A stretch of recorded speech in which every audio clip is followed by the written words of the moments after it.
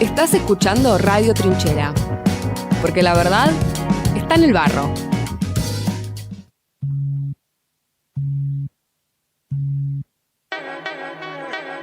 A paso de hombres ciclos anuncian ciclones e ideas como capas tectónicas se sobreponen en la gran aldea. Pase y vea contradicciones, volverse una usina de héroes y heroínas de la prole. Ahí va Tupac Amaru dándole guerra infinita al sacro rey de España, aun siendo educado por jesuitas, por las mismas mañas libertarias que un tal Miranda le encargó a Bolívar, nacidas de logias en Bretaña. Vea, así de extraña es esta tierra de glaciares y ritos chamanes, ambientando selvas tropicales entre los caimanes, donde hombres se hacen inmortales en la muerte como Allende o en la vida como Chávez, mandando al carajo a los planes de quien nos trajo miserias y muerte en nombre de la paz y del trabajo. Vea usted delante la larga marcha de gigantes que alzando la voz evidenció el desfile de elefantes tras tu espalda, aunque la amarga espada del tirano les traiga miseria muerta a las manos como a Belgrano. Y millones de ejemplos hay, como Arbolito, el hombre se hizo un mito al grito del último Zapucay, o aquel Black Star Line que a Garvey eternizaría, prometiendo a obreros bananeros volver a Etiopía, muerto a sangre fría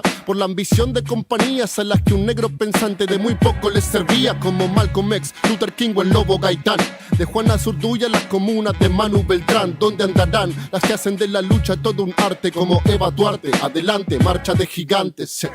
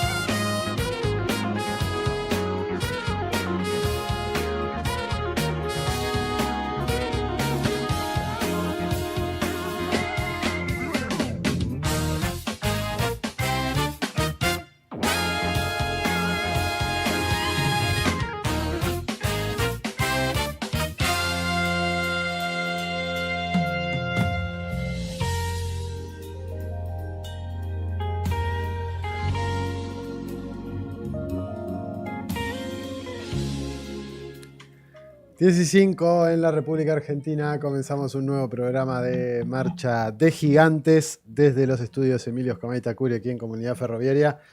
¿Cómo dicen que les va? Aquí, como siempre, haciéndoles compañía hasta las 12 del mediodía, 10:06 casi en la República Argentina. Viviana Seija, ¿cómo dice usted que le va? Buen día, bien. Yo siempre me levanto con un humor que dice clima, así fresquito como hoy. Y nada. ¿Qué? Que no se te escucha. No se te es escucha. el micrófono. Bueno, no, estamos con todos los problemas. Hoy están apareciendo todos los problemitas. Ese es fin de mes, feriado, todo junto. Fin de todo. Ahora vamos a ver si podemos arreglarlo. Pasa que cosan. Si no vas a tener que volver a tu... ¿Voy Sí, acá? te vas a tener que cambiar a tu lugar original, Vivi.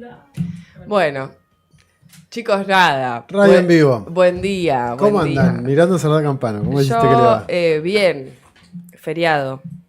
Muy feriado. Muy feriado. Muy feriado.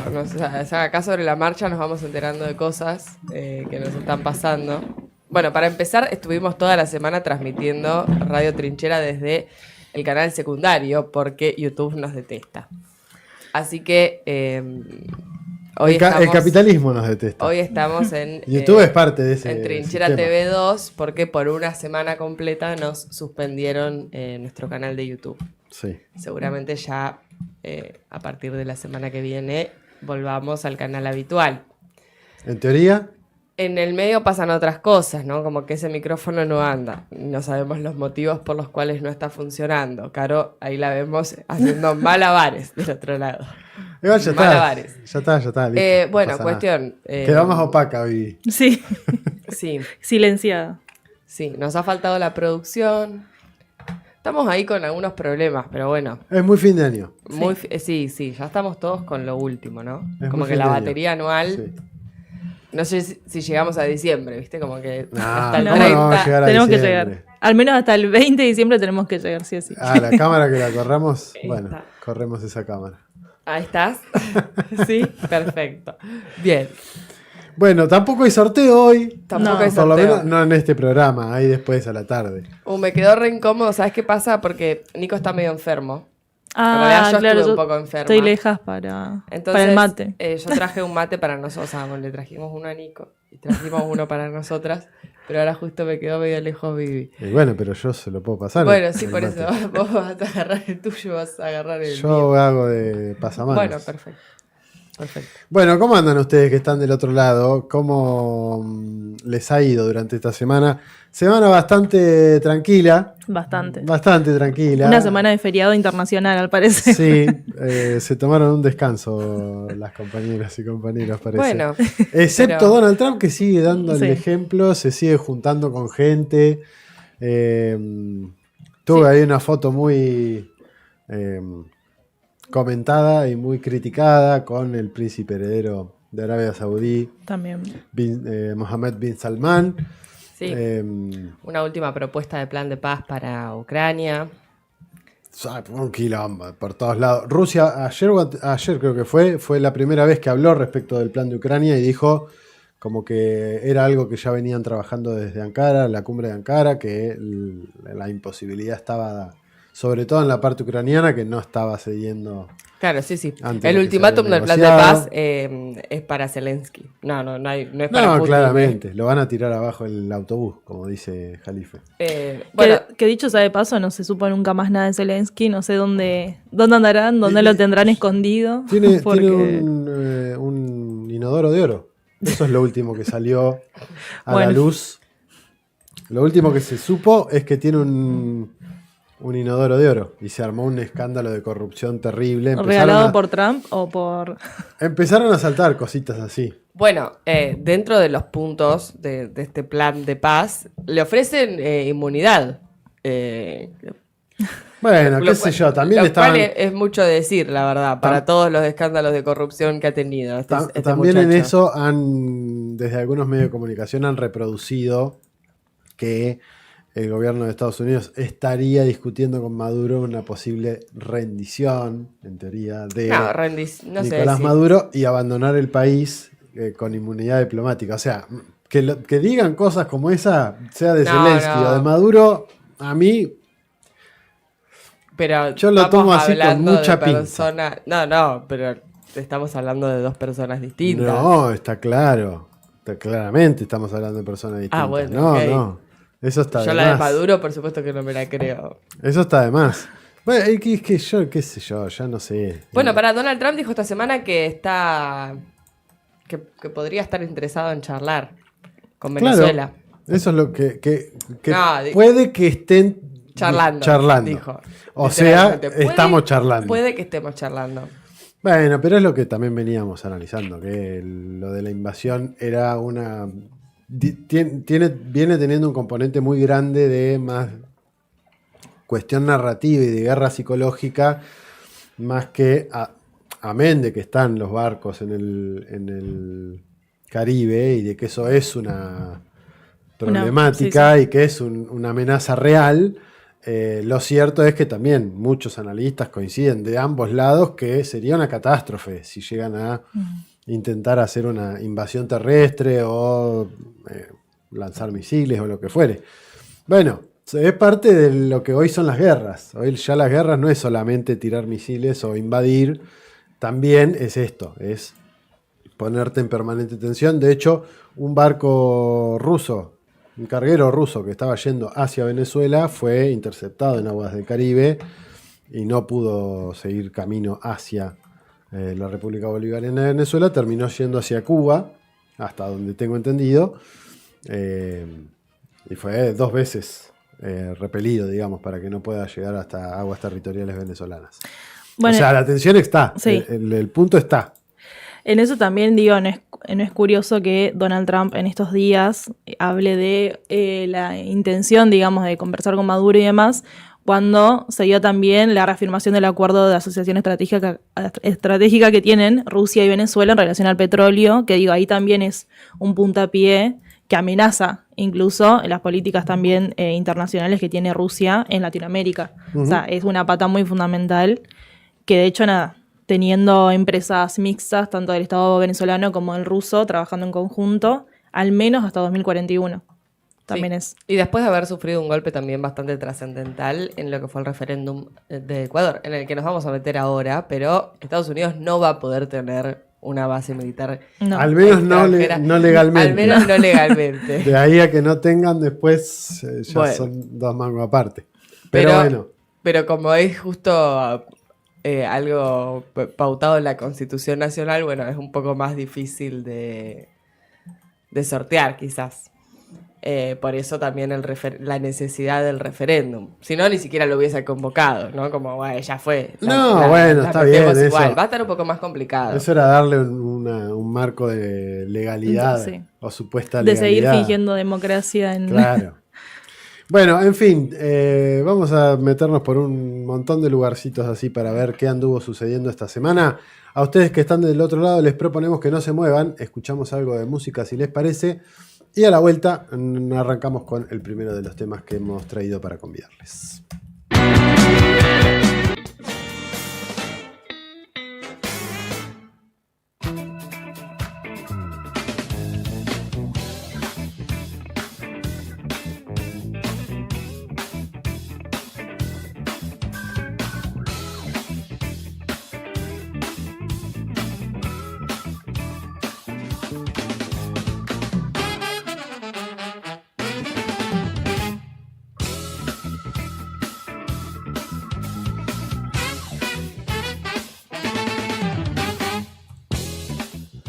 Muy bien, 10 y 17 pasaditas en la República Argentina, nos metemos en el primero de los temas que tiene que ver con estas elecciones que estuvimos presenciando la semana pasada, tanto el referéndum en Ecuador como las elecciones, la primera vuelta en el país trasandino, en la República de Chile, que como se preveía dejó a los candidatos Jara y Katz como los que van a ir a una segunda vuelta que, si uno mira la composición de cómo quedó el mapa, muy probablemente un gran porcentaje del resto de los candidatos que participaron en la elección puedan tender a apoyar a Kast en lugar de a Jara.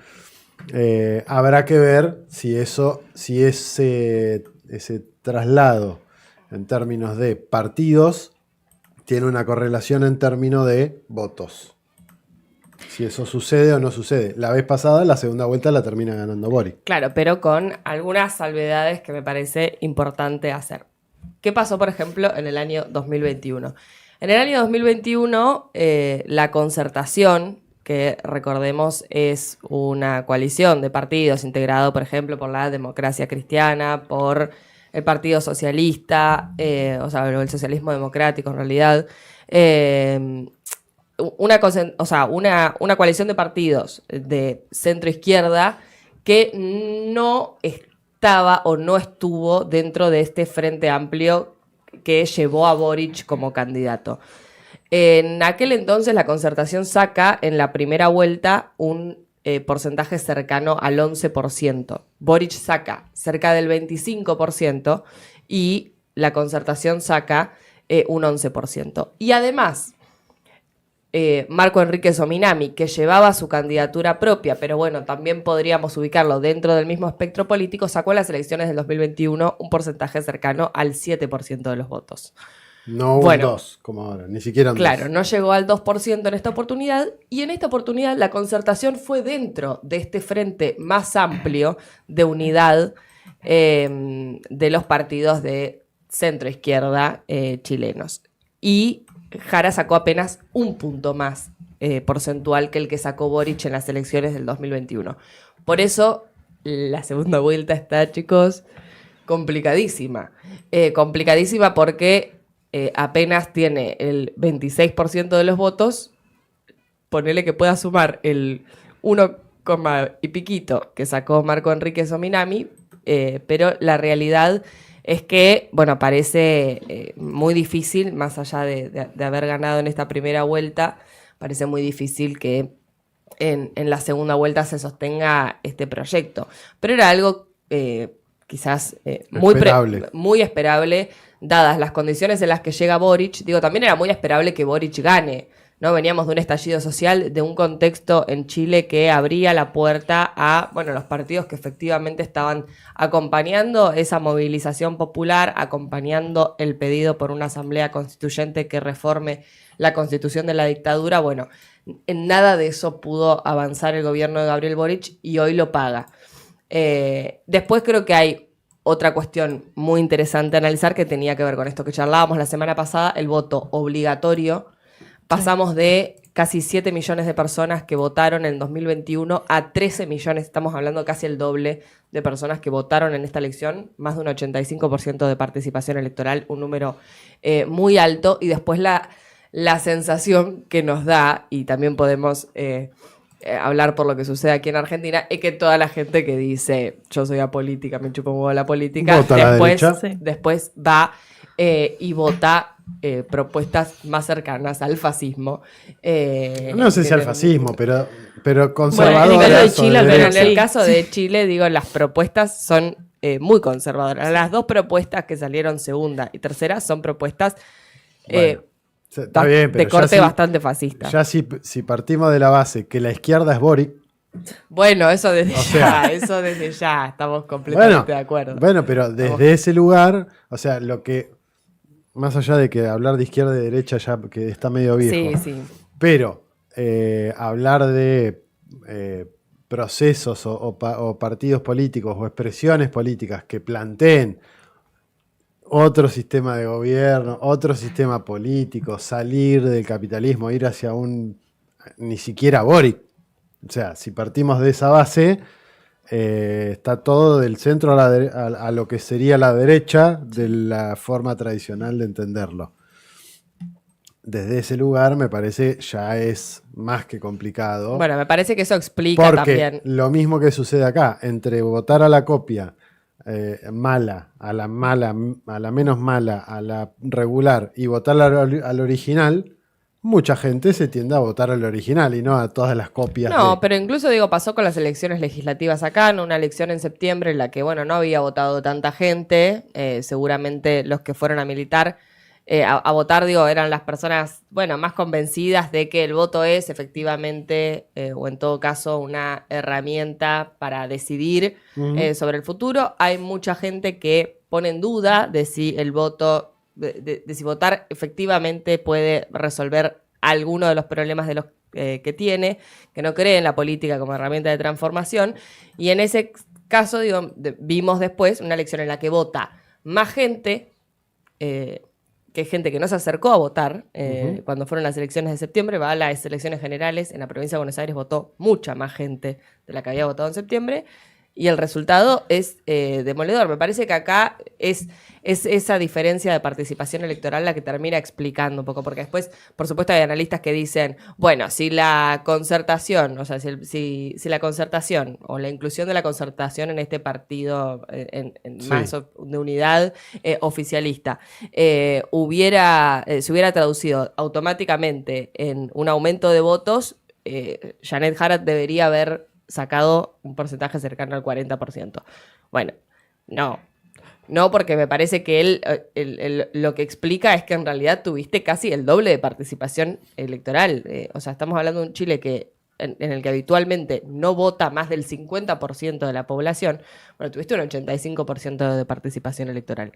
Y esa gente a la que obligaste a votar no necesariamente te acompaña, porque generalmente la gente que no va a votar si no es obligatorio es gente que, bueno, después termina eligiendo opciones que están más cerca de... Al menos este resultado da esa sensación. Sí, Pero porque generalmente de estas propuestas, como la de Cast, son propuestas que de alguna manera al plantear el recorte al mínimo del Estado, de alguna manera también convencen a esa gente que no cree en la política, como porque no cree, porque si no crees en la política, bueno, es muy difícil también que creas que el Estado puede transformar o modificar algo de... Sí, también, o sea, me parece que por ahí hay otra cuestión acá que hoy por ahí uno lo puede ver con el diario del lunes de lo que vivimos nosotros acá en Argentina en 2023 y como este cambio incluso de estrategia política, de lo que venía a representar Milei y toda esta cuestión, es que si bien se podría entender que Boric no quiso polarizar votos poniendo a más de un candidato, justamente eligiendo a Janet Jara como su candidata más fuerte, quien terminó sí polarizando votos fue la derecha, como también digo, pasó acá en su momento, que después en la segunda vuelta, haciendo un frente, es donde terminan ganando, ¿no? Para mí, quizás, o sea, esa fue la estrategia de Chile en este escenario de elecciones nacionales, un poco replicar lo que estaba pasando acá en Argentina, y no solo por eso, sino también porque, como hablábamos la otra vez, por ahí viendo más sus candidatos, quizás Kast tiene mucha más historia política, más trayectoria, pero después también intentaron un experimento de Milei, que es Kaiser, digamos, que es como esta cuestión de... O sea, sabemos que son dirigentes que tienen políticas neofascistas, como por ahí nombraba Miranda hoy, pero que le entran a la gente por el carisma o por ser esto nuevo, justamente, que no está vinculado a la política, por más que redundantemente uno vaya a votar un presidente. Y es como también lo que termina definiendo que posiblemente para el escenario del 14 de diciembre la derecha haga un frente y termine ganando, obviamente, al partido de Boric. Sí, lo del frente habrá que ver si efectivamente se ponen a hacer un frente. Es muy factible que los votos vayan destinados a Cast. Por una cuestión de... Lo que pasa que, bueno, también ahí es muy finito medirlo, porque también hay una cuestión de ver cuán a la derecha está cada uno de los candidatos y qué representa eso para la cabeza del votante o la votante, en este caso chilena. No necesariamente es una traspolación directa a un voto X. Sí. Puede ser que un porcentaje vaya al blanco, puede ser que un porcentaje vaya a Jara. Lo que sí es concreto es que fue una paliza, si lo queremos leer en términos de más progresistas o más conservadores, fue una paliza del conservadurismo, Sí. En términos proporcionales, más allá de sobre todo si la figura de Jara englobaba a prácticamente todo, excepto Minami y algún otro chiquitito de los que se puede decir el ala progresista de la política chilena o el ala más de centroizquierda, si queremos llamarlo de alguna manera. Sí, no, a ver, las tres propuestas más conservadoras que le siguen a Janet Jara en porcentaje de votos, bueno, la de Kast, que sacó aparte de eso, estuvo a 3 puntos porcentuales o sea, le falta muy poco para llegar, pero aparte las otras dos propuestas, la de Johannes Kaiser y la de Evelyn Matei, bueno, acá interesante porque Johannes Kaiser, que aparecía en realidad cuarto en las encuestas, es el que decimos que es el Milei. Johannes Kaiser termina saliendo tercero, saca casi el 14% de los votos, y Evelyn Matei, que era la propuesta más Macri, digamos, la más piñera, digamos, la más tradicional chilena. De todas, para quienes están del otro lado, para entender, digamos, por supuesto que hay diferencias. Bueno, Evelyn Matei termina sacando el 12,5% de los votos, termina saliendo cuarta, pero bueno, no importa, los casi 24%, el casi 24% de Kast sumado al de los otros dos candidatos, bueno, nos termina dando casi el 50,3% de los votos. Ni siquiera tendrían que convencer a demasiados indecisos. No. Digo, si todas estas propuestas que de alguna manera defienden, de alguna manera no, abiertamente defienden el pinochetismo, digo, y agendas bastante reaccionarias, conservadoras y ultraliberales, bueno, cualquier persona que fue y votó eso y votó esa propuesta, bueno, es muy probable que vaya a votar a Kast. Ni siquiera deberían hacer una campaña muy grande este mes para tratar de... Mientras que Janet Jara tiene que salir ir a convencer por lo menos al 15% que no fue a votar y decirle votame, y así todo está muy difícil. A ver, en esa misma lógica, de alguna manera también se analizaba acá en Provincia de Buenos Aires entre las elecciones de septiembre y las de octubre, que el resultado de una elección condicionó el voto de la elección siguiente de un porcentaje por lo menos de la población, o que saliera a votar o que no saliera a votar. Hay que ver si eso se puede traducir en condiciones parecidas en Chile. No sé, la verdad es que es muy difícil el escenario para Jara. Eso está claro, me parece. Y lo que también está claro es que el Parlamento chileno cada vez se pinta más de colores conservadores. De hecho, en estos días el Servicio Electoral anunciaba cómo va a quedar compuesta la Cámara, y el 49% de la Cámara va a estar a manos de personas que están ligadas a partidos de centro derecha o de derecha extrema, o como le queramos llamar, siendo la fuerza del Partido Republicano de Juan Antonio Katz la que queda como la primer minoría, con 31 diputados, que juntos con el bloque Cambio por Chile, con los republicanos, nacional libertarios y social cristianos, lograrían un total de 42 escaños, mientras que la coalición Chile Grande y Unidos de Renovación Nacional, UDI y Evópoli tiene 34. Esto le da un panorama de 76 de 155 votos a manos de los partidos conservadores de Chile, lo cual pinta un escenario donde también podrían tener un margen de maniobra bastante importante en el Congreso. Sí, es que capaz, o sea, me parece que ahí está uno de los puntos más peligrosos, si se quiere, riesgoso de lo que está sucediendo en la región, así como sucedió acá en Argentina también, que la derecha logró ganar muchas bancas.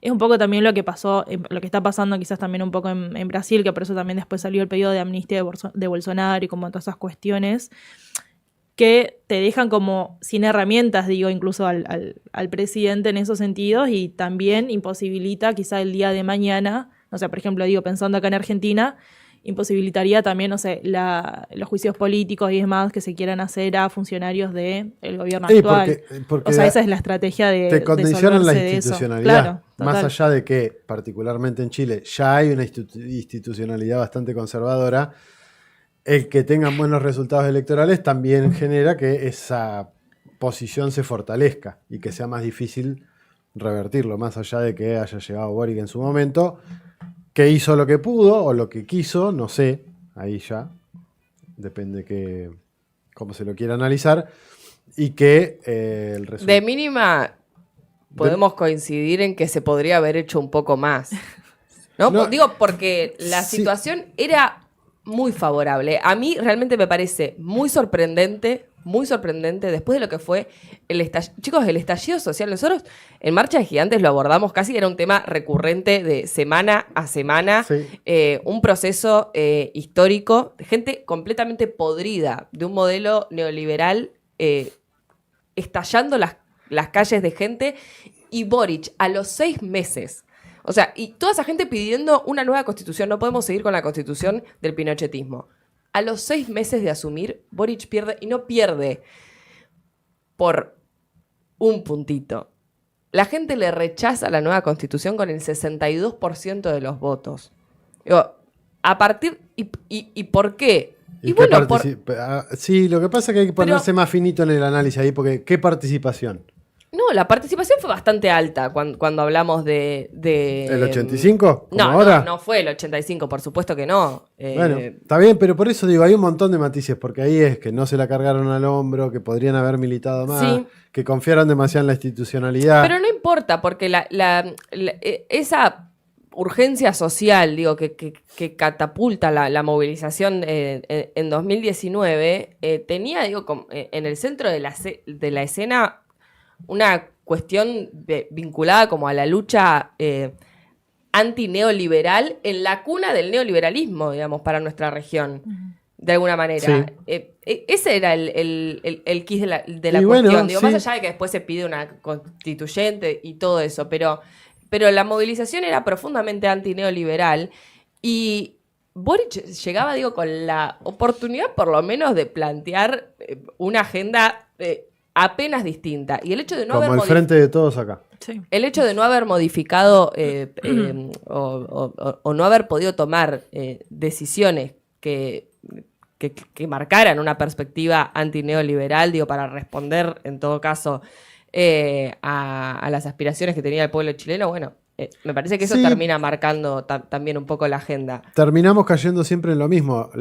Los sectores de partidistas o partidarios, que son los que terminan llegando a cargos de poder, todos tienen, en su gran mayoría, nos pasa en casi todos los países de América Latina, tienen una mirada y una formación no solamente eurocéntrica, sino occidentalocéntrica, de no querer confrontar con los grandes poderes. Son muy pocos los que se animan a romper con esa lógica y a jugar desde otro lugar. Y que además que te tienen que acompañar las condiciones en términos histórico-políticos. Chávez fue Chávez porque hubo un contexto político también que permitió a Chávez.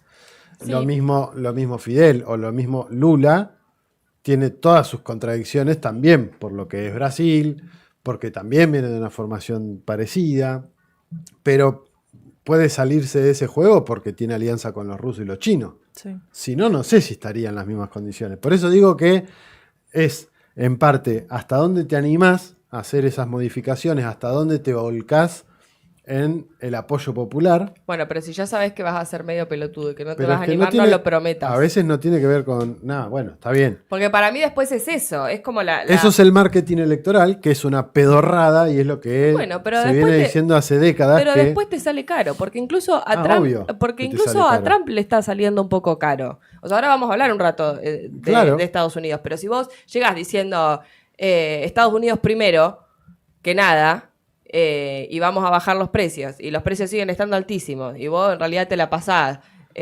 midiéndote la poronga con China, Qué con buen Rusia, francés el tuyo.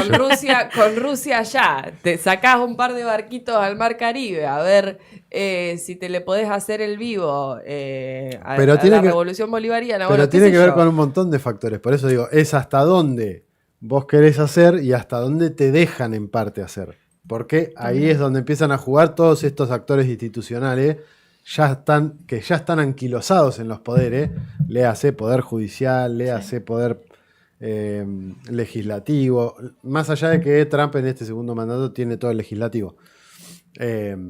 Los servicios de inteligencia, la Fuerza Armada, los grupos de poder. Hay un montón de gente, un montón de intereses cruzados.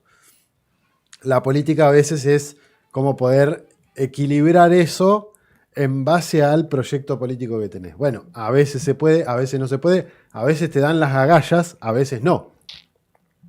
Y las consecuencias se terminan pagando con Milei en Argentina y posiblemente un Claudio Katz en Chile.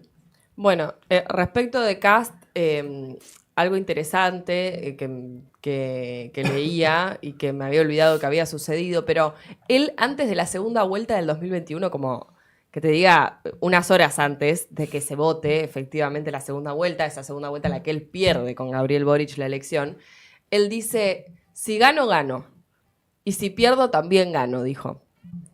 Ya... Porque es una lectura a largo plazo, no ya es él, cortoplacista. no, eso. sí, obvio, él ya consciente de eso, de las semillas en todo caso que estaba sembrando para catalizar de alguna manera un sentimiento reaccionario y conservador que tienen amplios sectores de la sociedad chilena, porque eso después también es una realidad que es posible de leer a simple vista, digo, en esta primera lectura o en esta primera vuelta. Nos fuimos a la miércoles, íbamos a hablar un ratito de las elecciones en Ecuador y en Chile y terminamos hablando de las elecciones en Chile media hora, clavada. Bueno, un poco más. podemos hacer una Vamos a breve escuchar algo pausa. de música. Claro. Sí, vamos a escuchar algo de música y después seguimos porque hay muchos otros temas además de lo electoral.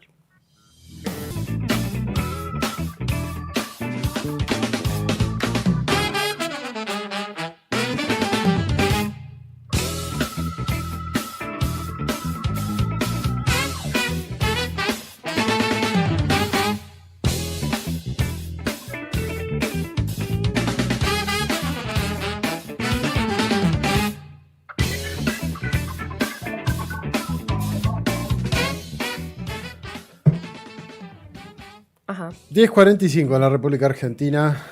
Seguimos en este programa número 35 de Marcha de Gigantes. Va a haber sorteo al final. Ajá, mirá, gestión. Gestión. Sí, porque la marea no estuvo ayer. Así se gestiona, Gabriel Se Boric. durmió la marea. Igual para vos. le tenemos que avisar a Juancito, Juan Simón. Tenemos que avisar, pero bueno, ayer nos hizo sorteo de la marea. Dijimos, Así "Ay, que nos robamos el sorteo de la nosotros marea. no tenemos No, sorteo la marea se hoy". durmió, así que Bueno, lo claro. lamento. Les pasó la marea. Total. Por encima, así, plup. Estaba Sol por ahí, me parece, del otro lado, Bueno, escuchando el nos programa. estamos robando entonces el sorteo de la marea. Me parece bien, la verdad. ¿Qué quieren que les diga? Y si no lo hicieron, no lo estamos robando nada. Era un sorteo que tenían que hacer, no lo hicieron. Así que ustedes que están del otro lado van a participar ahora en un sorteo de Marcha de Gigantes de una pizza de Kenoma. Perfecto. Así, Va apareciendo gente en el chat. sí.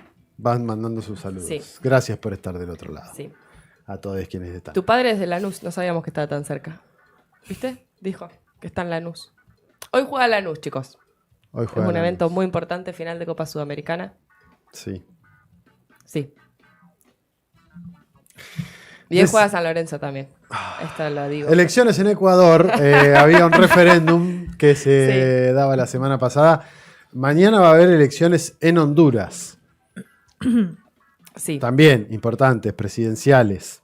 sí. Hay que prestarle y poner un ojo en esa elección particularmente, porque va a haber mucho de qué hablar a posteriori, se me ocurre. Bueno, Volvamos a Ecuador, un poquitito más abajo en el mapa. Ecuador. Vamos a repasar lo que charlábamos la semana pasada. Recordemos, Daniel Noboa hacía a poco tiempo, 6 meses de iniciado su gobierno, una consulta popular con 4 preguntas. La primera tenía que ver con la instalación de bases militares extranjeras en Ecuador, reformar parcialmente la Constitución para permitir el ingreso de bases extranjeras. La segunda tenía que ver con que el Estado deje de subsidiar o de dar plata en realidad para las campañas políticas, para los partidos políticos. Esa era la otra cuestión.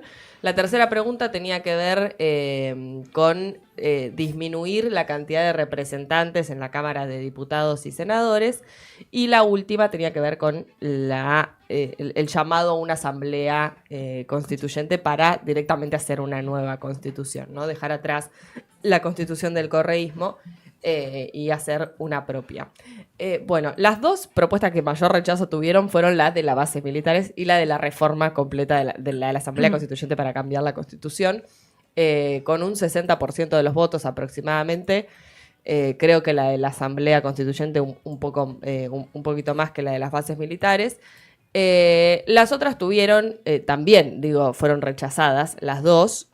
La de el financiamiento a los partidos políticos con un porcentaje cercano al 58% y la de la Cámara de Representantes con un porcentaje cercano al 53%. Esa fue la que estuvo más cerca de ser aprobada, pero bueno, así todo terminó siendo un gran rechazo a la propuesta de Daniel Noboa, que de alguna manera iba a configurar cómo iba a ser su gobierno. Recordemos que Daniel Noboa va a ser presidente hasta el 2029.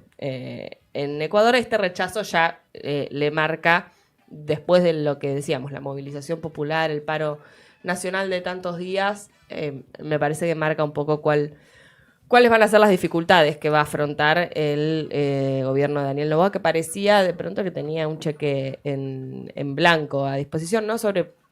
Esto lo digo porque quizás lo que veníamos analizando es que después de lo que fue, por lo menos para nosotros, desde la lectura que hacíamos acá, 2 años muy malos, de 1 año y medio muy malo de gobierno. Recordemos que Daniel Noboa agarró ese periodo que le faltaba a la presidencia de Guillermo Lasso, pero después se celebraron elecciones normalmente, y ese año y medio para nosotros había sido bastante paupérrimo, y así todo la gente lo acompañó mucho en la elección que se celebró en febrero de este año. Bueno, en abril asumió y creo que esto termina marcando de alguna manera que, bueno, el pueblo ecuatoriano en realidad no está tan de acuerdo con, por lo menos, los términos políticos lo político y lo económico creo que empiezan a marcar y a tener un poco más de presencia en la agenda. Yo creo que Daniel Noboa venía con una agenda muy marcada en la cuestión securitaria, que hizo esto de la mano dura. Bueno, tuvo alguna repercusión su discurso, y hoy el pueblo dice, bueno, ya con la cuestión de la soberanía no estoy tan de acuerdo, con la cuestión de reformar esta Constitución que está funcionando bien tampoco estoy tan de acuerdo. Creo que es un paso interesante, sobre todo porque yo no le tenía tanta fe al rechazo. De hecho, hablando de esto o sea, me acordé de admitir la derrota por parte de Noboa y demás, recién el domingo a la noche él expresa en sus redes sociales, por ejemplo, la cuestión de que evidentemente ninguna de las 4 preguntas del referéndum había sido aprobada por la opinión pública, y que aparte los medios también empezaron a hablar de la derrota del 4-0, básicamente para catalogar el contexto del referéndum y demás, pero que además otra cuestión también en relación a no aceptar que la gente no está obviamente bancando, al menos estas políticas, la vocería presidencial salió a decir que no lo vieron como una derrota porque en esas boletas no estaba la cara del presidente. También como una excusa de decir, no es el rechazo a Noboa, sino a solamente estas 4 políticas que queremos implementar. Como desentendiéndose obviamente de la no aceptación de la gente. Sí, en esto me parece que, como en casi todos los procesos electorales, es bastante más complejo entender cuál es el motivo que lleva a una persona a votar una cosa sí u otra cosa no. Sí creo que en términos generales hay, en relación a esto que decía Mir, una especie de escisión de quiero tener seguridad, Claro. quiero aspirar a tener vivienda propia, a tener un trabajo formal, a llegar a fin de mes, a poder irme de vacaciones, a tener una vida digna, básicamente, que a veces está en sintonía con un sistema político que te ofrece eso, y a veces, como me parece que es el caso en los últimos tiempos en América Latina, de proyectos que van desfasados, que tienen o se vuelcan a una, como en la securitaria, en el caso de las derechas, o los sectores conservadores, de fortalecer o no fortalecer o las políticas sociales, en el caso de los progresismos o de los más de centro-izquierda, pero que en definitiva, por imposiciones, por imposibilidades, por lo que fuere, ni uno ni otro terminan cumpliendo con el combo de cosas.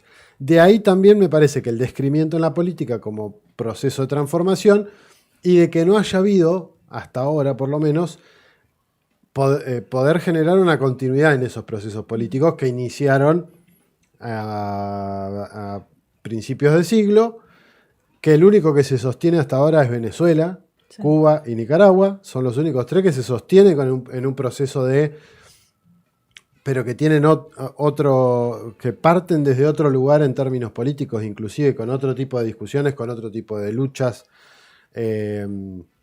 donde pudieron hacer una cuestión medio de ordenamiento interno, más allá de las diferencias. Hay como una especie de ordenamiento interno que no le pasó al correísmo, por ejemplo, con Lenín Moreno, que traiciona, y después no pueden torcer ese barco nuevamente para evitar el colapso y el choque. Yo creo que eso es lo interesante. Bolivia pasa lo mismo, en Argentina pasa lo mismo, más allá de que se recupera con Alberto Fernández, después la interna, la imposición, la imposibilidad de proyectar algo más o menos ordenadito que te diga, bueno, vamos a ir por acá, por acá, por acá, por acá, 5 cosas que vamos a hacer, nos ponemos de acuerdo, no nos peleamos en esas 5, en el resto podemos matarnos, pero en esas 5 no nos peleamos, vamos para acá. Bueno, y la gente evidentemente no es boluda, ve que no hay una proyección política de eso y termina votando otra expresión. Bueno, me parece que hubo una confianza del gobierno respecto a un resultado favorable, por lo menos en alguna de las preguntas. Eso creo que tenía que ver con, por ejemplo, lo que sucedió post Lenín Moreno. Venía, o sea, estamos hablando de una elección, por eso digo, para mí también es un poco sorprendente, una elección que supone una inflexión después de 2 resultados consecutivos favorables a Noboa.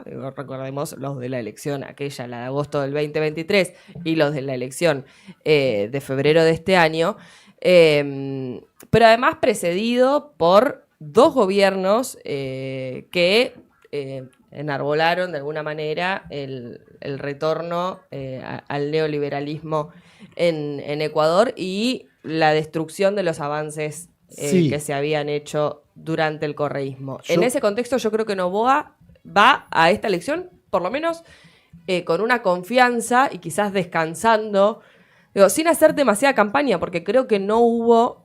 es más, yo te lo digo a título, voy a decir algo a título personal, pero yo me enteré de este referéndum la semana anterior a que se sucediera. No tenía idea de que esto se iba a suceder, lo cual me da a entender que no hubo tanta campaña en los medios, incluso Sí. sobre... O que no llegó acá tanta información. bueno, puede ser que no haya También. llegado tanta información, pero creo que no hubo tanta campaña. Pero de todas maneras, ese mismo hecho me da la sensación, y la lectura de este resultado, me da la sensación de que una cosa no quita la otra. Querer llegar a fin de mes, tener un buen pasar y tener seguridad para que no te roben en cualquier esquina o no te terminen asesinando en cualquier esquina, no tiene que ver con una cuestión, y ahí lo meto en que la discusión izquierda-derecha ya está vieja en Sí. ese término. No tiene que ver con la discusión de si la seguridad es de derecha o es de izquierda. Es una cuestión de que toda persona tiene ganas de vivir tranquila. Llegar a fin de mes, poder irse de vacaciones, poder comprarse su casa en algún momento, tener trabajo estable. Bueno, me parece que ese exceso de confianza de ir con un discurso de la securitización terminó generando en el gobierno de Noboa, quizás esto que decís de confiarse, pero que en términos generales eso no quiere decir que el pueblo ecuatoriano acepte que se pongan nuevamente bases militares, que se vuelva a hacer un proceso constituyente con lo que eso significó para el Ecuador. No, y así todo creo que es un proceso bastante... Tampoco en eso, porque una de las que salía a hablar fue Elisa González, fue una de las que estuvo dando entrevistas, notas, que decía el pueblo ecuatoriano no quiere ser patio trasero de nadie. Bueno, puede haber algo de eso. También eso es parte de la narrativa, de la construcción de discursos políticos. Sí, que la gente no es boluda, digo, seguridad tampoco significa que tengan una base militar extranjera porque, Claro. porque tampoco las personas que viven en Ecuador dicen, bueno, sí, nos va a invadir Venezuela, así que... Bueno, pero la dejemos". campaña política generalmente tiende a hacer show y a minimizar para que sean eslogans o discusiones que no son discusiones, sino que son un eslogan, Sí. un gancho, algo que genere que tenga más vistas en redes, que no sé qué, que no sé cuánto. Pero no estás haciendo una discusión de fondo respecto de la seguridad ciudadana, que ahí sí se mete muchas veces la discusión que tienen los sectores populares o los partidos más de centro-izquierda respecto de cómo abordar esas cuestiones, pero que terminan siendo explicaciones de 8 horas que nadie se quiere bancar de No, escuchar sí. 8 horas esa Y- discusión porque llegás tarde a tu casa y querés mirar algo que te Pero, distraiga. no, o sea, qué no sé yo. solo la discusión, digo, también el tiempo en años que te lleva a concretar eso, que no alcanza con ni siquiera un mandato presidencial, que eso también es lo que hablamos un par de Sí. veces, de que los mandatos de 4 años quizás son muy cortos y te da tiempo para tratar de resolver de mínima al menos todo el quilombo que te dejó el anterior en esos 4 años y de ahí no te da tiempo ni siquiera para profundizar en nuevas políticas, digamos. Y que la gente también es como necesita respuestas ahora, digamos, no en 4 o 6 años de sus problemáticas. En ese sentido, para mí también es interesante como la curva que quizás está teniendo, la curva favorable, ¿no?, que está teniendo el correísmo. Recordemos que la elección del 2023 parecía, digo, que el correísmo estaba como atascado en un techo que no podía romper, electoralmente estoy hablando, ¿no?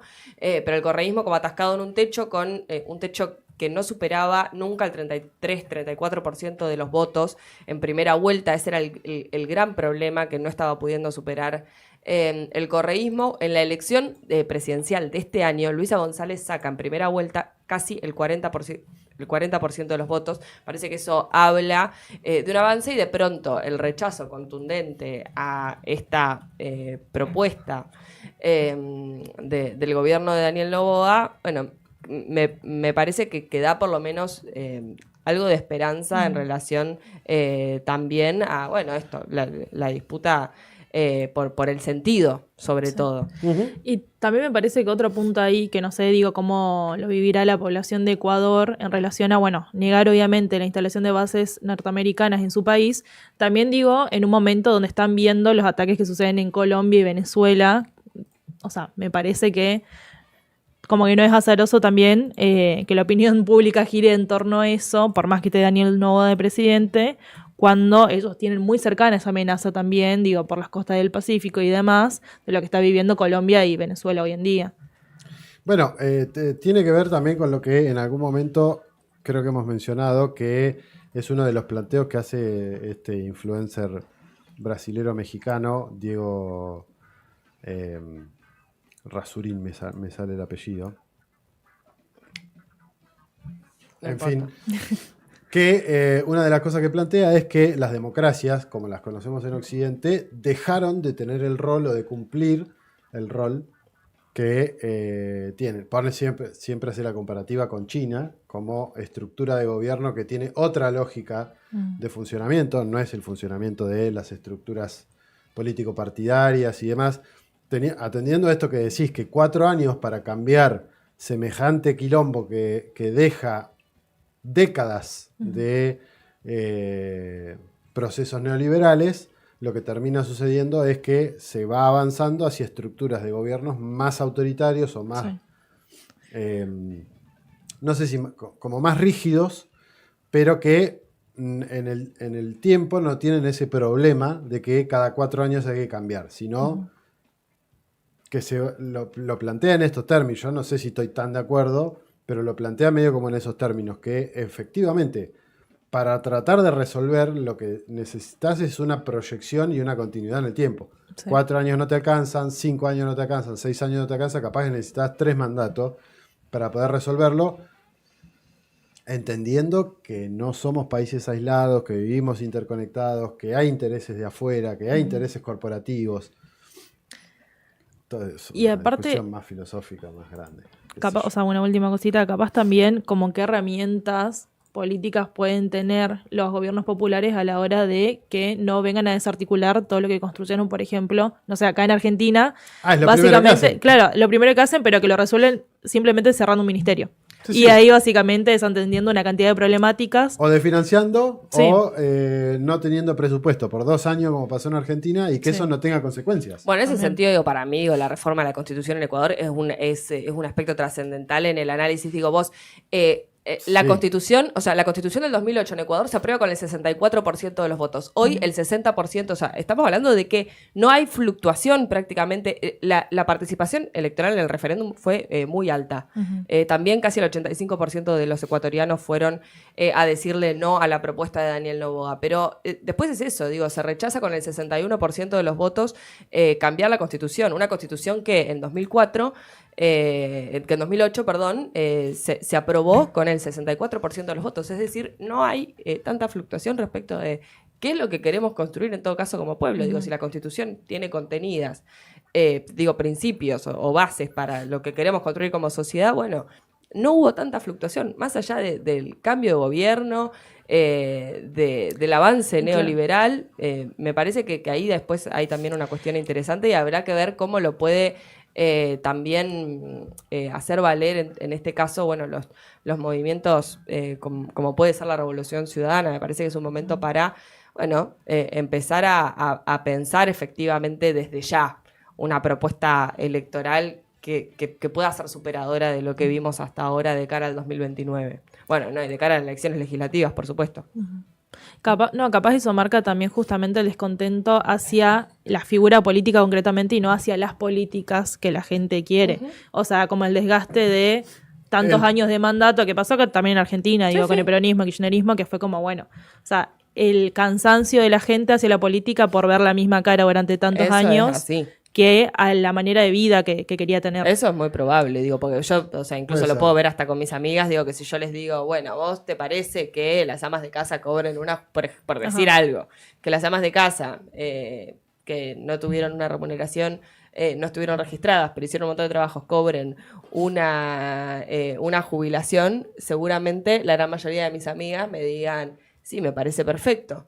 Y si yo les digo, Cristina, ¡blah! Sí. ¿No? Sí. O sea, Sí, sí. es un Sí, poco se lo cae que todo el sucede. discurso en la Ahí, figura. ahí volvemos a la guerra de narrativas y lo mismo que veníamos diciendo al principio respecto de las tropas en el Caribe y la construcción de narrativa y guerra de quinta generación Sí, y un sí. montón de cosas que complejizan cómo entender también los procesos. Me parece que ahí hay, y esto que decía Vivi, me parece que hay una cuestión de no cambia tanto qué es lo que queremos para nuestras vidas, sí lo que cambia es que la persona o el partido que esté en el gobierno represente o pueda cumplir con lo que promete que va a hacer que mejore mi vida. Si mi vida no mejora, no te voto. Si mi vida mejora, quizá te voto. Depende también ahí de la guerra infocomunicacional y eso cómo también. operen esos factores. Que a veces importa y a veces no. Cristina, con todos los medios en contra, sacó el 54%. Eso Sí. quiere decir, Chávez, con todos los medios en contra, ganaba elecciones. Eso no quiere decir que... Bueno, Maduro también hoy en día.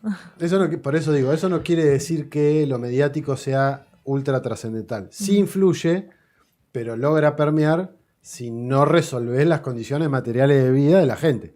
Si las resolvés, tenés menos posibilidad de que ese discurso se cuele.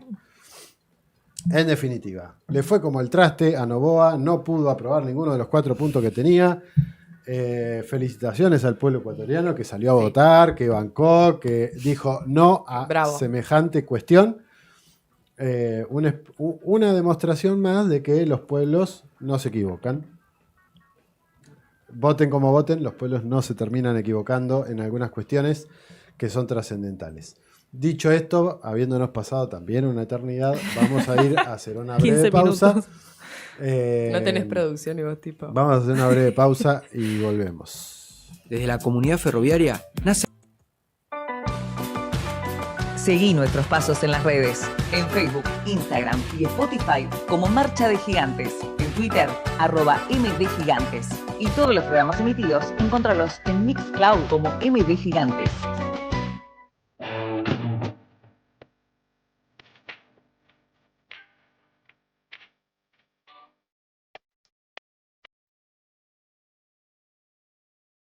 Once y 12 minutos pasaditos en la República Argentina y nos vamos a meter con el próximo tema. Decíamos mucha visita en el despacho Oval esta semana. Sí. Mucho interés en otras cosas que no son el pueblo estadounidense. Donald Trump está con... ¿Con? Nada, digo, con la cabeza en el otro lado. Que aliviar los problemas del pueblo estadounidense. Digo, está como muy concentrado en otras cosas. Sí, yo creo que tiene un problema. Yo creo que lo venimos diciendo en editoriales y en un montón de debates / discusiones. Yo creo que tiene un gran problema Estados Unidos, hoy por hoy. No puede resolver, no puede ganarle a China la carrera tecnológica. No puede ganarle a Rusia la carrera militar. No sabe cómo salirse del quilombo que tiene en Ucrania, donde está perdiendo y va a ser una derrota catastrófica para lo que se conoce como el occidente colectivo. Tiene una deuda... Tiene una deuda de, escuchen bien, 38 billones para nuestro lenguaje de dólares, o sea, 38 millones de dólares. Hasta el 2021, Estados Unidos gastaba en intereses de deuda 300 mil millones de dólares al año, más o menos. Post-COVID y post-cierre del shutdown que tuvieron hace poco, qué sé yo, gasta casi 1.3 billones de intereses de deuda. Gasta más en intereses de deuda que en el presupuesto militar. A ese nivel es el endeudamiento que tiene Estados Unidos, a ese nivel es el quilombo de endeudamiento que tiene, a ese nivel es lo que estuvieron seguramente, a los que les interese un poco más la cuestión de los mercados financieros y demás, habrán visto que esta semana fue un caos, con que subían las acciones de Nvidia, que bajaban, que todos esperando cuánto iba a valer, que no sé qué, que no sé cuánto. Hoy por hoy, el S&P 500, que son las empresas, 500 empresas más que más valor tienen dentro de la bolsa norteamericana, el gran potencial de ese medidor, que históricamente en el mercado, en Wall Street, ha sido como la vara que mide, con la que se mide después a todo el resto, creo que no quiero decir una barbaridad, pero más de un porcentaje muy grande lo están arrastrando las 7 magníficas, en teoría: Apple, Amazon, Nvidia, Google, Microsoft. ¿Se llega a caer ese naipe? Y es tuc, tuc, tuc, tuc, tuc, tuc, tuc, tuc, y es una... Por eso para mí es tan delicado, porque en el medio te sale el caso Epstein, en el medio te sale que los datos de trabajo no se publicaron. Estados Unidos tiene la costumbre de todos los meses publicar datos de trabajo, datos de esto, datos del otro, datos del otro. Con lo del shutdown, el cierre del gobierno, no se publicaron ninguno de esos datos. Entonces la Reserva Federal no sabe para dónde va a disparar. Si sube las tasas o baja las tasas puede mejorar en los mercados, pero eso puede generar más inflación. Si bajan la inflación puede generar una caída de los mercados. Eso repercute en el trabajo, eso repercute en la discusión interna que está habiendo. Eso, sumado a que pierde electoralmente en Nueva York, en New Jersey, en bla, bla, bla, y que empieza a haber derrotas electorales. Y un Trump con la preocupación de que si la carrera por las elecciones de medio término del año pasado, que ya arrancaron, no logra revertirla de manera interna, esa discusión, muy probablemente el año que viene pueda perder la elección de medio término. Si pierde la elección de medio término, pierde el control en las cámaras, o en la de senadores, o en la de diputados o representantes, y eso lo puede llevar a un juicio político. Que eso lo dijo Bannon hace menos de una semana. El punto es cómo se resuelve, o sea... No sé qué resolución tiene. Bueno, o sea, por eso para mí la situación es como muy difícil. Estamos hablando de un presidente que gana, o sea, unas elecciones diciendo eso, America's First, vamos a poner a Estados Unidos en el centro de la escena, vamos a aliviar los gastos que tienen los estadounidenses, vamos a bajar la inflación, y un año después casi los precios siguen siendo bastante altos para la casi población un 3% norteamericana. De inflación. Y Trump parece estar más metido en seguir intrometiéndose internacionalmente en algunos países que, bueno, prestando atención a lo que efectivamente le está pasando. Y me parece que eso explica también un poco las derrotas que ha sufrido electoralmente en gobernaciones como la de Virginia, Nueva Jersey, sí, la alcaldía de Nueva York. Por eso decía lo de las narrativas. Estados Unidos, si algo es todavía, es una potencia en el control de las narrativas mediáticas. La guerra en Venezuela, la guerra en Ucrania, la disputa con China, son todas además de que le sirven para no perder el lugar el rol preponderante que ha tenido Estados Unidos en estas últimas 5 décadas, por lo menos, o más, es que eso le sirva para tratar de ser un distractor de lo que está sucediendo internamente.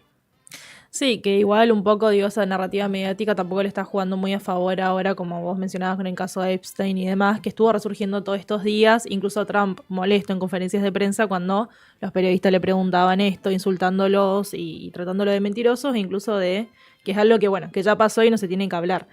Lo que ahora sí habría que ver en relación a eso es cómo termina resultando la decisión de Trump en desclasificar los archivos de la causa que fueron votados por el Senado y por el Congreso hace 3 días para que efectivamente sean públicos. Y hay que ver qué decisión toma Trump ante eso, porque había dicho, si son aceptados por el Poder Legislativo, yo lo voy a publicar. El tema ahora es que... Bueno, obviamente compromete toda su carrera política y también O sea, Lo que están planteando algunos analistas, incluso, y acá sumo otro apartado de lo que decía Mir, la base de votantes MAGA, Make America Great Again, conservadores, más ligados a lo que en algún momento hemos mencionado, a los WASP, White Anglo-Saxon Protestant, personas blancas, protestantes, anglosajonas, no migrantes. También de ahí hay que entender el carácter antimigratorio que tiene mucha de la base MAGA.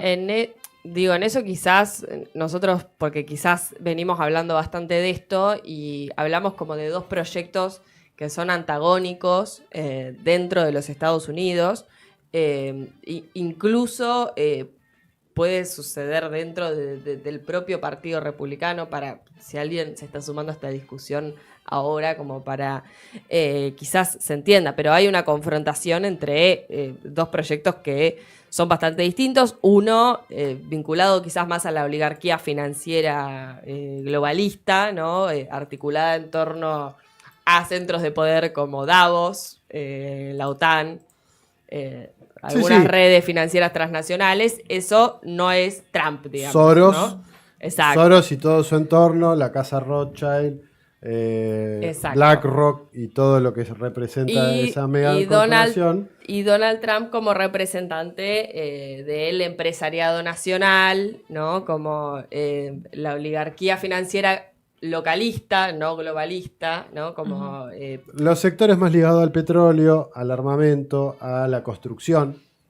Por eso el planteo es: hagamos grande América de vuelta, reindustrialicemos Estados Unidos, porque ¿dónde se ve el punto de quiebre? Y cuando todas las empresas que producían antes en Estados Unidos, ese cordón del óxido. Sí, una erosión Detroit, del sistema industrialista. Que migró todo a China. De la soberanía industrial, digamos. A China no, a Asia en general.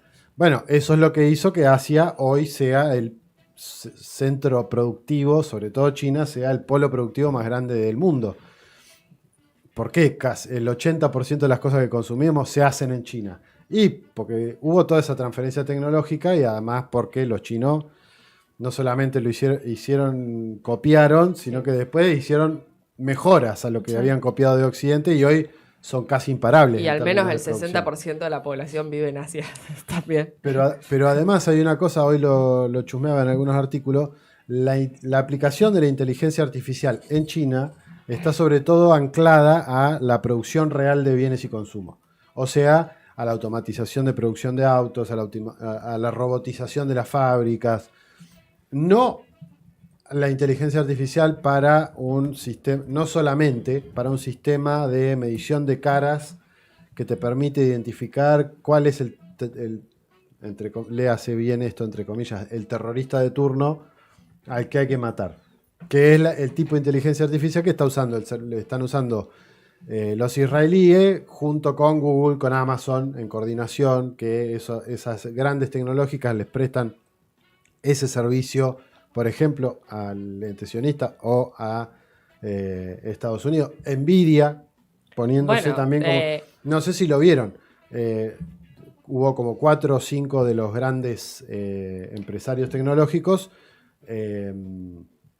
como asumiendo como si fuesen coroneles de ejército. Incluso en el sudeste asiático, digo, Indonesia, Tailandia, Singapur, Vietnam, todo parte de los BRICS, de la Organización de Cooperación de Shanghái, Filipinas, Malasia. Ahí, hay muchísimos jóvenes produciendo, en materia de inteligencia artificial, convirtiéndose en un nuevo polo. Capaz que el próximo unicornio va a salir de ahí y no de Silicon Valley, ¿no? Eso también como para tenerlo en cuenta. El actor en el que se está convirtiendo el sudeste asiático tampoco nos parecía casual, ¿no? La visita de Donald Trump a estas cumbres que se estuvieron celebrando de aquel lado del globo, ¿no? Su participación. Me parece que también hay que prestar atención a esa revolución digital que se está sucediendo de ese lado del mundo, todos socios de los BRICS.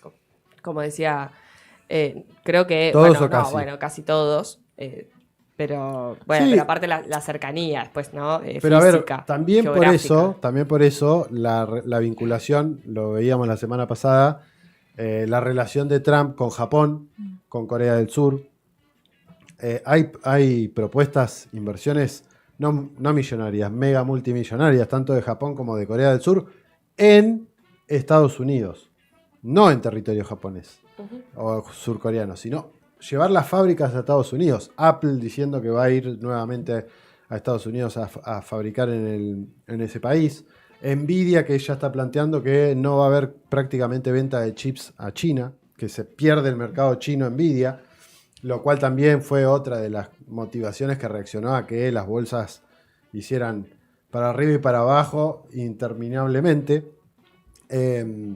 Y, por ejemplo, seguramente recordarán, hace algunas semanas atrás, o meses, hablábamos de la visita de Donald Trump a las monarquías del Golfo Pérsico. Arabia Saudí, Emiratos Árabes, Qatar, Bahrein, etc. Y una reunión en aquel entonces con el príncipe heredero Mohammed bin Salman, en donde se comprometía a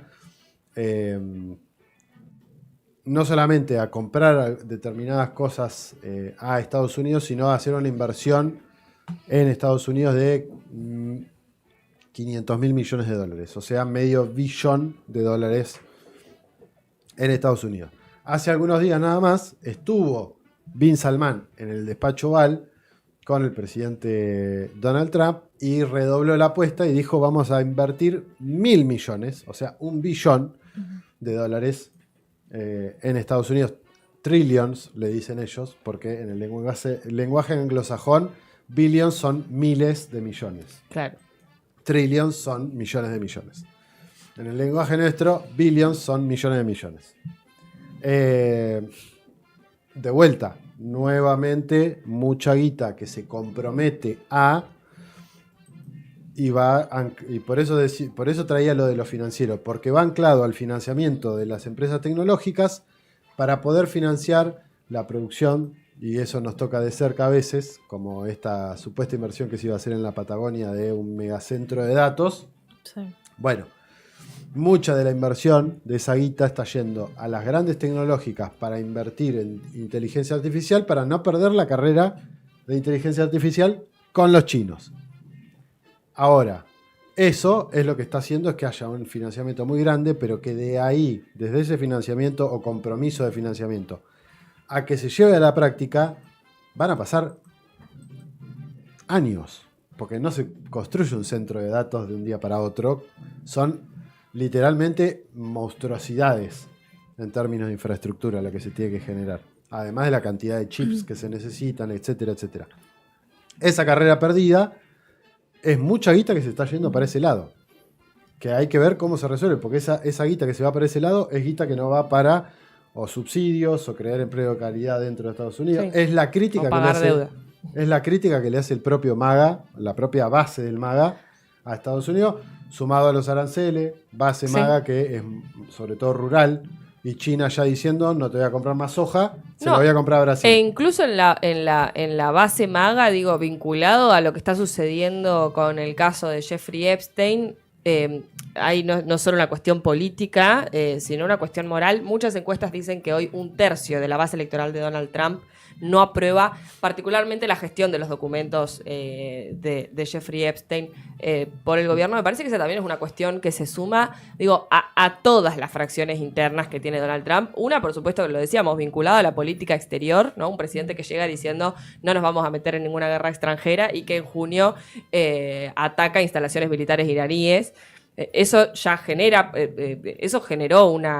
incluso un descontento dentro de sectores del Partido Republicano que consideran que la postura de Trump es demasiado intervencionista, por lo menos para lo que él había prometido en campaña. Después, por supuesto, una cuestión de purga interna, ¿no? Lo venimos hablando, pero hubo muchos despidos, nombramientos de figuras leales en algunos puestos claves del gobierno. Marco Rubio es un caso, digo, bastante concreto que podemos nombrar, pero eso ha creado también roces internos y una percepción un poco de caos administrativo hacia el interior del gobierno propiamente dicho. Y después el desgaste en las encuestas, que también es evidente, una caída en la aprobación de la gestión. sin poder dar soluciones a esto, a los gastos que hoy tienen que afrontar por lo menos la mayoría de los norteamericanos. Un Donald Trump que aparte está poniendo guita en el bolsillo, porque después es eso, una propuesta por lo menos de meterle $2.000 en el bolsillo a la gente. Que no tiene, es una cantidad de plata infernal lo que está proponiendo. Sí. Después, por ejemplo, con la cuestión de las hipotecas, hay una realidad, la crisis de vivienda hoy en Estados Unidos es algo a afrontar, es la razón. Sí. El endeudamiento familiar está en niveles que no hay parangón. Bueno, pero la propuesta de Donald Trump es, por ejemplo, una hipoteca a 50 años. Digo, hoy las hipotecas en Estados Unidos tienen un promedio de 30 años, la gente paga 30 años. Bueno, la propuesta de Donald Trump para tratar de alivianar un poco el gasto de las familias estadounidenses es hipotecas a 50 años. Te endeudás de por vida y los intereses que te cobran por sacar una hipoteca a 50 años en vez de a 30, por supuesto, hacen que la propuesta capaz no sea tan tentadora para las personas. Entre pagar 50 o $100 menos, por ejemplo, de hipoteca mensual para después tener que seguir pagándola 20 años más de tu vida, y bueno, no sé si el negocio cierra,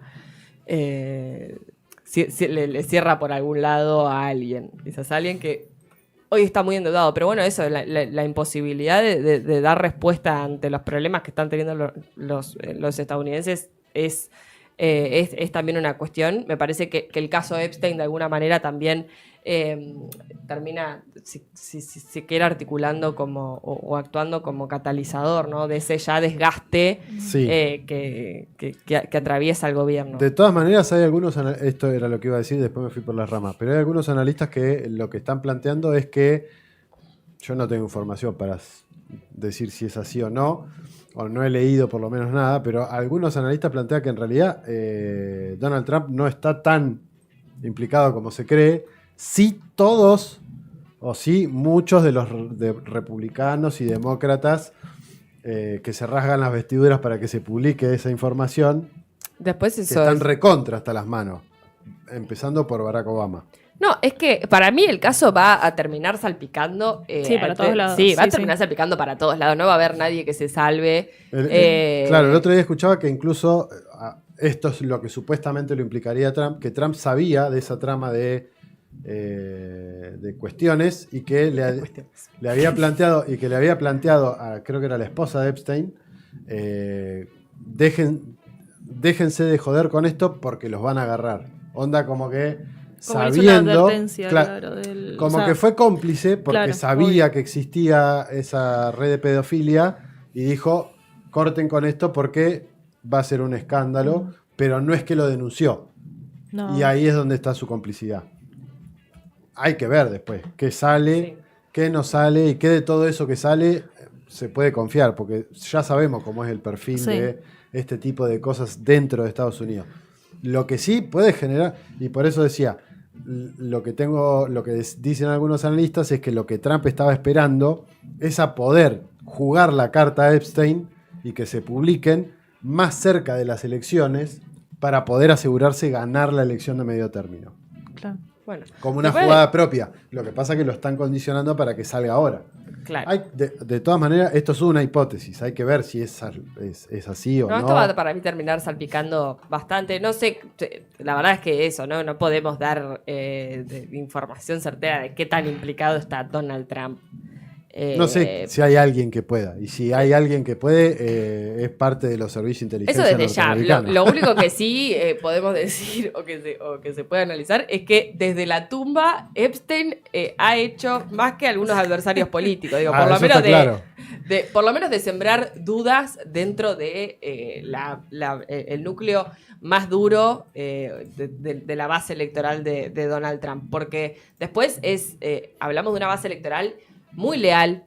La base electoral de Donald Trump es una base electoral muy leal en el sentido de que lo han defendido en el chabón, corrupción, o sea, todo, Bueno. Y lo han defendido muchísimo. Y Epstein, me parece que en ese caso logra algo que ni siquiera ni siquiera los ajenos. Una de las cosas que termina resquebrajando el MAGA, de hecho, Tucker Carlson, Nick Fuentes y otros streamers de conservadores, de lo que diríamos de derecha, se fueron o empezaron a criticar al gobierno de Donald Trump, sobre todo por la política de cercanía con Netanyahu, la guerra contra Irán. De hecho, a Charlie Kirk, el influencer que terminan asesinando, que era uno de los referentes de la juventud del MAGA, que lo asesinan en medio de un acto público.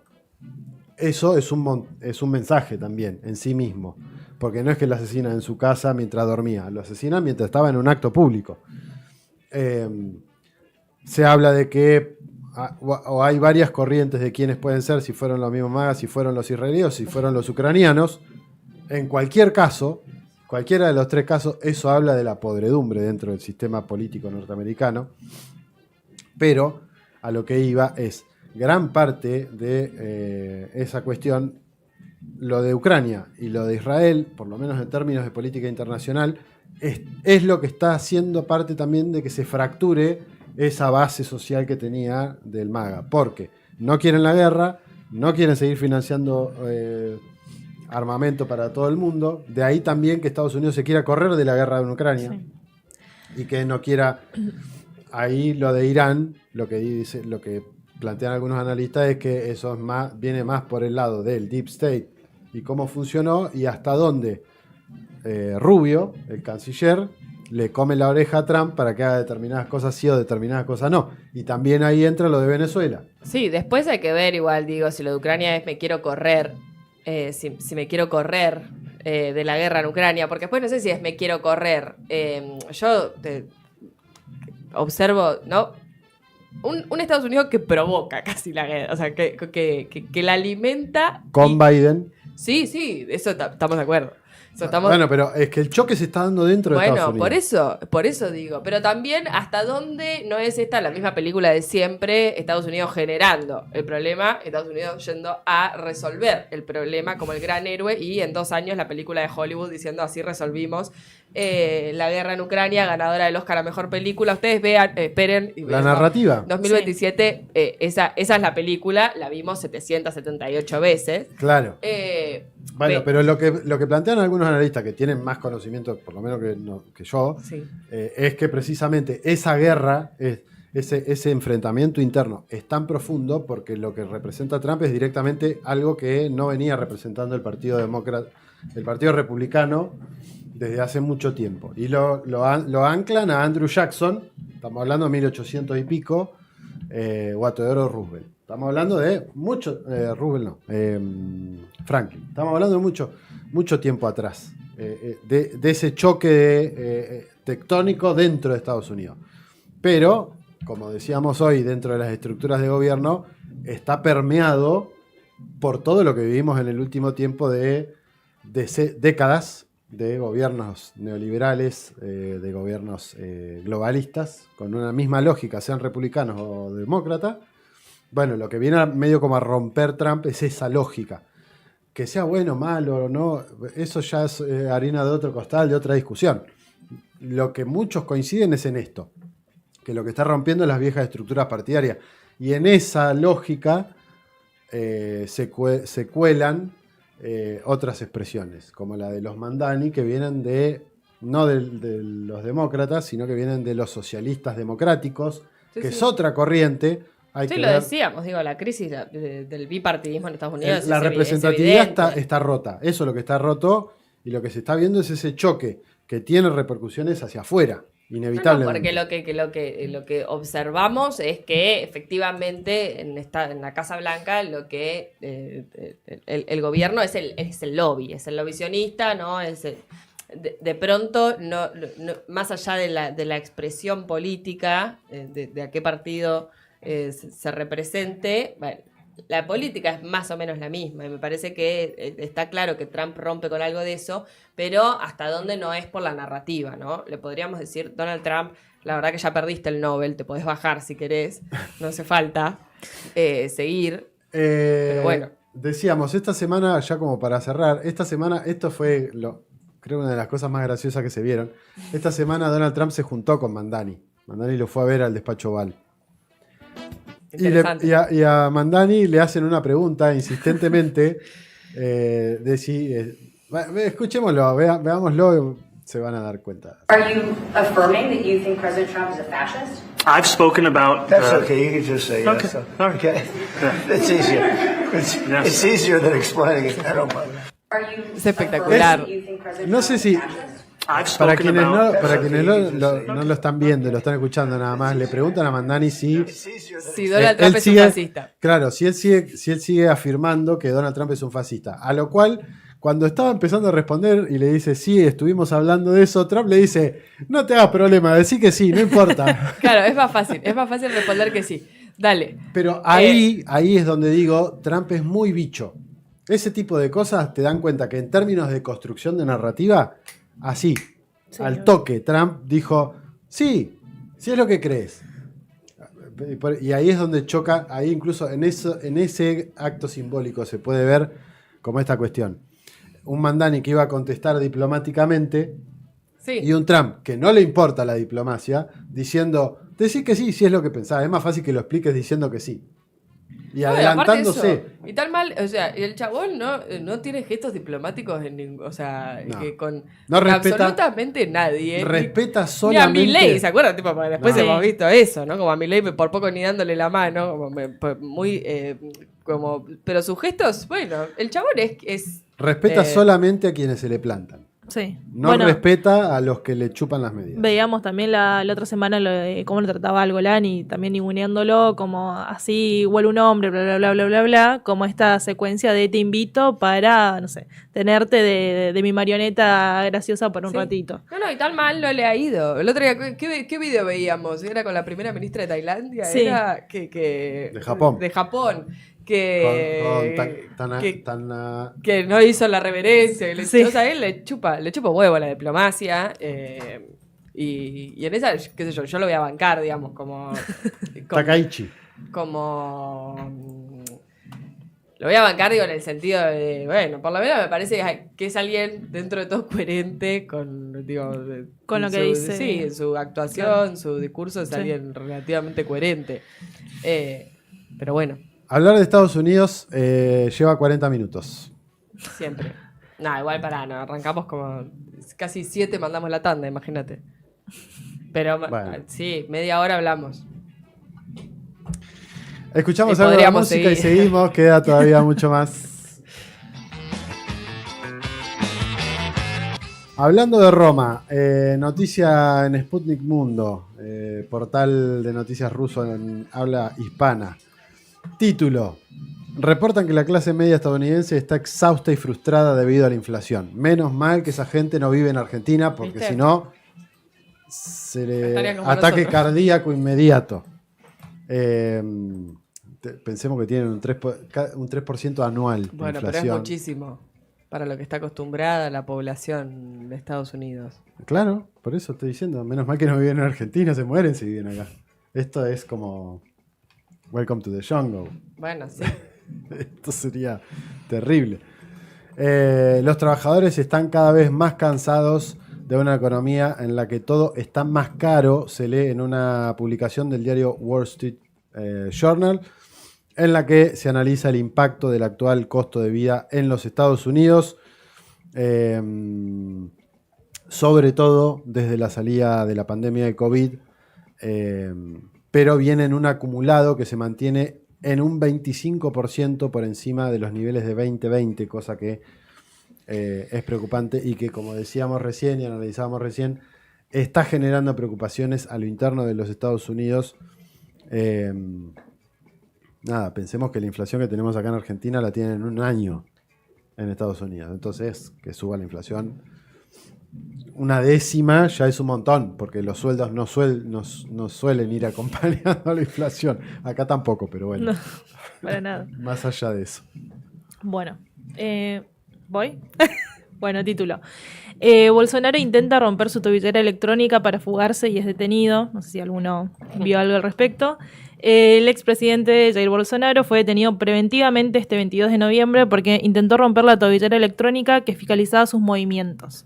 El plan de Bolsonaro era fugarse durante una manifestación convocada frente a su casa por uno de sus hijos, según afirmó la Corte Suprema de Brasil.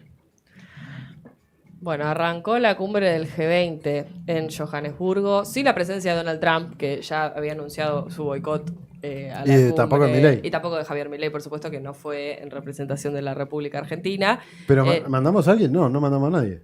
No, es que yo creo que la sintonía es el boicot al encuentro. Bueno, así estamos diplomáticamente. Claro. O sea, básicamente lamiéndole las botas a Donald Trump. Esa es la política exterior argentina. Bueno, pero el que sí está participando, por supuesto, es Lula da Silva, que en el marco de la cumbre dijo que el espacio, el G20, se encuentra amenazado en su intervención en el centro de exposiciones de Nasrec. Lula no mencionó directamente a los Estados Unidos, pero sus palabras, por supuesto, resonaron en relación a la ausencia de representantes estadounidenses. Reitero, Estados Unidos no mandó a nadie, Argentina tampoco, no es que no fue Donald Trump, pero mandaron representantes. Estados Unidos no está participando en la cumbre del G20, la República Argentina tampoco, y es una decisión que se había anunciado, con anticipación. El 7 de noviembre el presidente Donald Trump denuncia, sin evidencia verificable, como la gran mayoría de las cosas que dice, que los Afrikaners están siendo masacrados y asesinados. Afrikaners son los blancos sudafricanos. Exacto. Y que sus tierras están siendo confiscadas ilegalmente en Sudáfrica. Entonces, por eso decidió boicotear la cumbre y es el motivo por el cual no están participando. Pero, bueno, es un espacio, por supuesto, importante, un espacio de coordinación bastante ampliado con los 20 países, podríamos decir, más importantes. Las 20 economías más grandes del mundo, en teoría. Claro, quizás... habría que reverlas, habría que rever la bueno, lista. Esa era la lógica. De rediscutir, pero bueno, las 20 economías más grandes del mundo están en este grupo y el encuentro de momento... Bueno, así como el G7 en su momento eran las 7 economías más importantes del mundo, o los 7 países de mayor proyección, G8 con Rusia en su momento, que después lo dejaron afuera Rusia y quedó vuelta a G7. Hoy ya el BRICS tiene más PBI que el G7.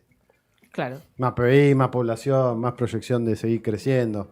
Y en aras de esto que venías diciendo, y de lo que estuvimos charlando sobre Estados Unidos, la congresista republicana Marjorie Taylor Greene renunció al Congreso tras la ruptura con el gobierno o con Donald Trump. Llegó como congresista de los Estados Unidos por el Partido Republicano con Donald Trump como figura y como aliado, y supuestamente por los manejos de la documentación del caso de Jeffrey Epstein, es una de las congresistas que rompe esto que decíamos de la base MAGA, que empieza a resquebrajarse. Taylor Greene, una de esas aliadas que tenía Trump en el Congreso, que renuncia, que llega como legisladora de Georgia. Hoy ya renunció a su cargo en el Congreso norteamericano. Bueno. ¿Alguna otra cosa tienen? Interesante. Yo tengo más. Bueno, no, sí.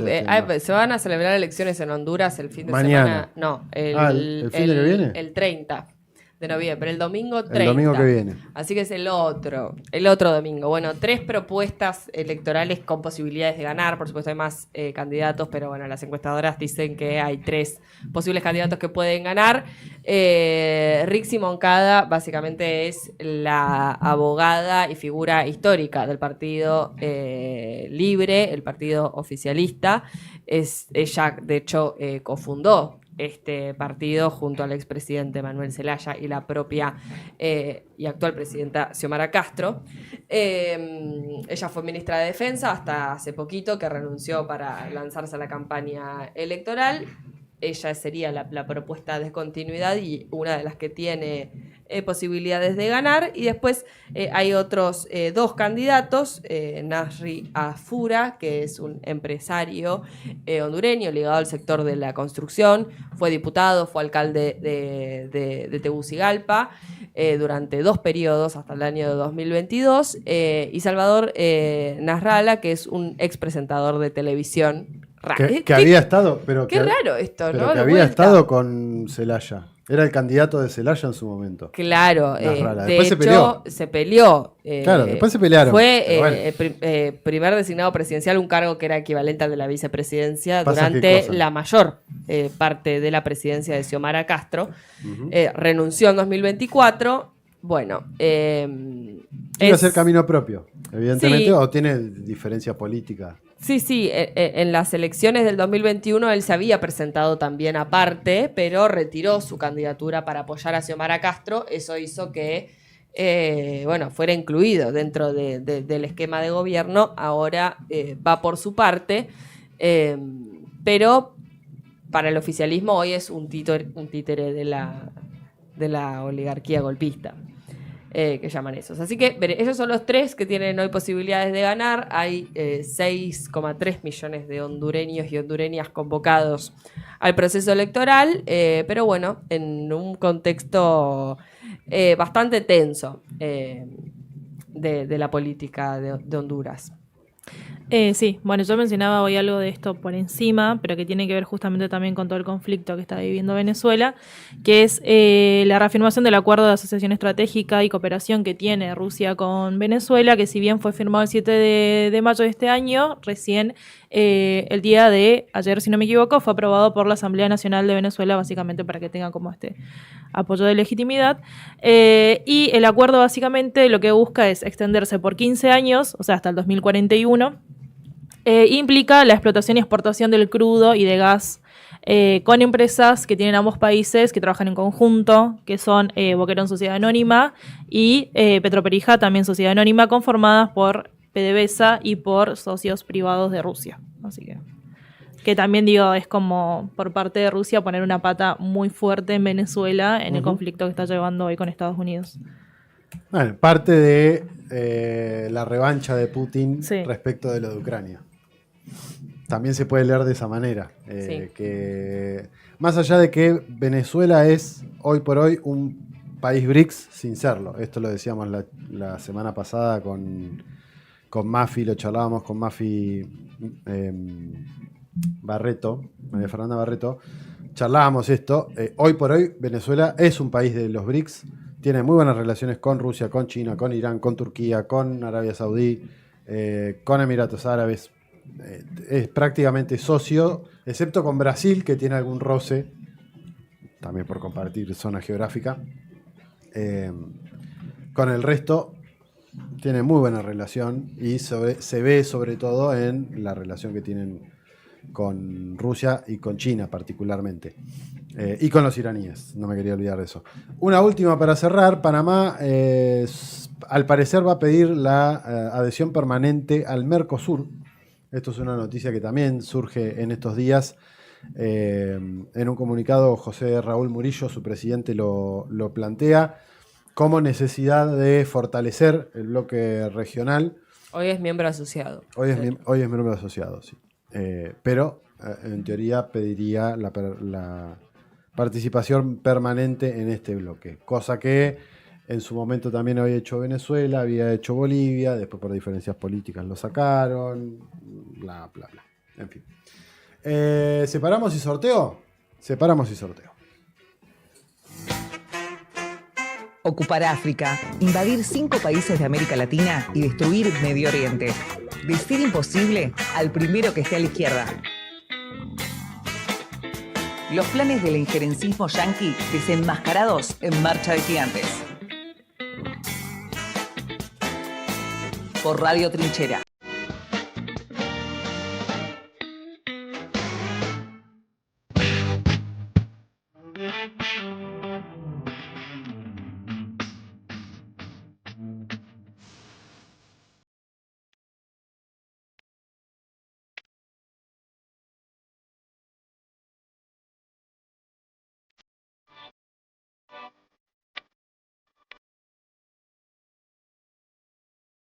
(11:57) en la República Argentina, última parte del programa. Sorteo Pizza de Kenoma, que no sortearon ayer en Marcha de Gigantes.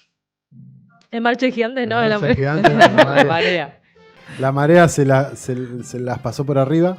Sí, surfió la ola. La marea. Surfió la ola. No surfió la ola, precisamente. Es un espectáculo. No pudo surfear la ola las pasó por encima.